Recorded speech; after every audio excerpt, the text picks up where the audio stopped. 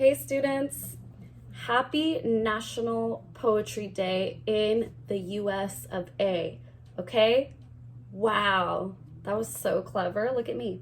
It is currently April 28th of, unfortunately, the year 2020. And even though we are in the middle of a global pandemic and things can seem really stressful, it's always nice to indulge in something you love. And you guys know that I love poetry, and another thing I love is interacting and reading with you all. So I'm going to read you a couple of poems. I'm going to read you three altogether. I'm going to read you two that are written by my favorite writers, and they're going to look a lot different than the old English stuff that we read in class. And then I'm going to read you one that I wrote. Okay? All right. So let's start with Your Kidney Has Just Arrived at LAX by G. Murray Thomas, from his book, one of my favorites, My Kidney Has Just Arrived.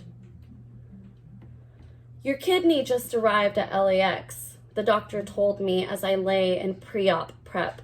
I envisioned a special chartered flight, an entire airplane filled with organs, hearts with little heart-shaped carry-ons. They always watch the in-flight movie and cry all the way through. Livers splurging on one last drink. They don't think they'll be allowed where they're going. The lungs eye the spot where the oxygen mask drops. Corneas stare out at the passing countryside. They always get a window seat. The spleens are always complaining about security, about the length of the flight, about the lack of leg room, although they have no legs. The gallbladder always gets in line before his row is called. And then there's my kidney, no doubt reading a book to pass the time, something classic, As I Lay Dying or Great Expectations or The Stranger, all of them wondering about the journey ahead, about their new home, about their new life. Great, right?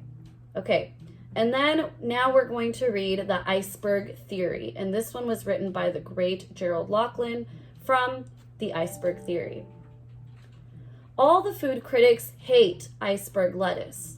You'd think romaine was descended from Orpheus' laurel wreath. You'd think raw spinach had all the nutritional benefits attributed to it by Popeye, not to mention aesthetic subtleties worthy of Varian and Debussy. They'll even salivate over chopped red cabbage just to disparage poor old Mr. Iceberg lettuce.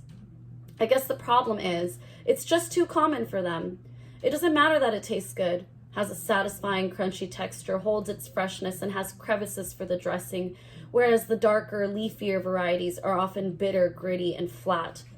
It just isn't different enough, and that's just too goddamn American. Of course, a critic has to criticize.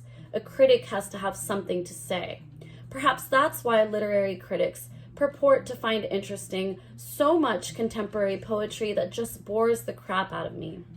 At any rate, I really enjoy a salad with plenty of chunky iceberg lettuce, the more the merrier, drenched in an Italian or Roquefort dressing, and the poems I enjoy are those that I don't have to pretend I'm enjoying.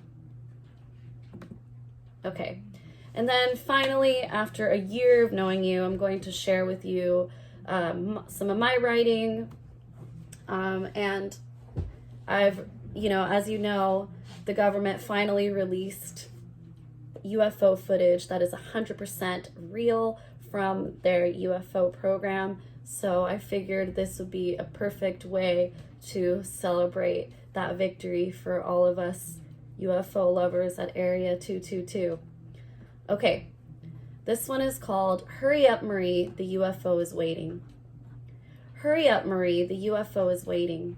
That's what my father would say to my mother on the open road on our way to Las Vegas if we came into contact with extraterrestrial life. He would mumble, hola, and extend a firm handshake, eager to exchange pleasantries with tentacle-shaped specimen, but not showing the slightest enthusiasm, because that's just not his way. From the backseat of our car, I would hear him sigh about the economic parasites of Buenos Aires, about how nothing in life comes easy, and even though his recent discovery would compromise the Bible, he would still insist that we could join the aliens on Mars, si Dios quiere. My mother and I would juggle coolers filled with prosciutto slices and bottled cokes, a gym bag of my father's soccer equipment up the long stairway to the UFO's entrance. Blinded and exhausted by the obviously futuristic lights, we would make a second trip for our own bags. The aliens, they would kick the ball around with my father. He could always reduce the extraordinary to kicking around a ball. My mother, no longer in love with him but still infatuated with the way he tended a goal, she would join them. And me, I would groan. I always hated soccer. Happy National Poetry Month!